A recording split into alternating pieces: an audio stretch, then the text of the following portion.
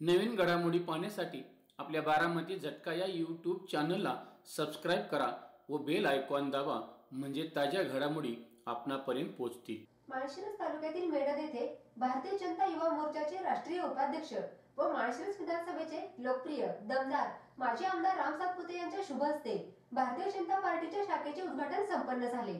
यावेळी लोकप्रिय दमदार राम सातपुते यांचे फटाक्यांच्या आतिषबाजीत व हलगीच्या निनादात जंगी स्वागत करण्यात आले।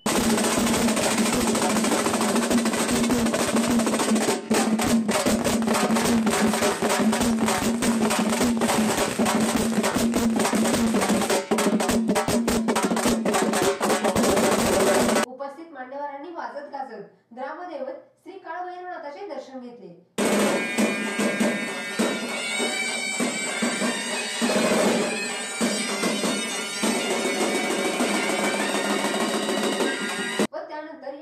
उद्घाटन लोकप्रिय दमदार राम सातपुते यांच्या शुभ हस्ते उत्साहात व दिमाखात करण्यात आले। यावेळी माळशिरसचे माजी नगराध्यक्ष डॉक्टर आप्पासाहेब देशमुख, भाजपा किसान मोर्चाचे महाराष्ट्र राज्य सचिव सोपान काका नारनवर, भारतीय जनता पार्टीचे तालुका अध्यक्ष ॲडव्होकेट शरद मदने, भाजपा किसान मोर्चाचे जिल्हाध्यक्ष बाळासाहेब सरगर, मेडदचे माजी सरपंच नाथाआबा लवटे पाटील, भाजपचे ज्येष्ठ नेते तथा रयत क्रांती संघटनेचे नेते लक्ष्मण तात्या गोरड, माळशिरसचे माजी नगराध्यक्ष रणजित शेठ मोठे, सोनूभैया पराडे, माजी उपनगराध्यक्ष वैभव जानकर, महादेव पवार, हनुमान करचे तसेच या शाखेतील पदाधिकारी उपस्थित होते। मेडदचे माजी सरपंच नाथाआबा भानुदास लवटे पाटील यांच्या मार्गदर्शनाखाली ही शाखा कार्यरत राहणार आहे।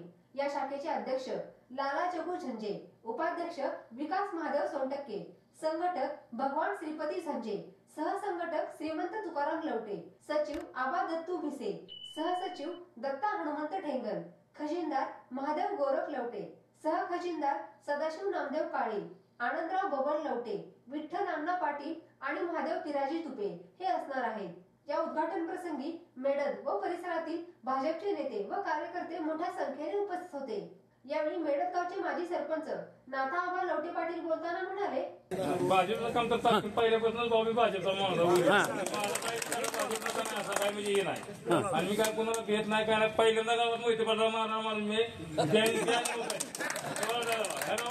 माहिती आहे गावाच्या माणसाने, त्यामुळे बाकीच्या कुठल्या गोष्टीला देणारा माणूस काय नाही, पक्षाचंच काम करणार आहे, 100% करणार आणि पक्षाचं राहणार आहे। बरं, शेजारच्या गावात ईव्हीएमचा विषय चालू आहे, तुमच्या मेडद मध्ये काय आहे जर सांगा। मेडद मध्ये येऊन म्हणायला पाहिजे मग त्यांना सांगितलं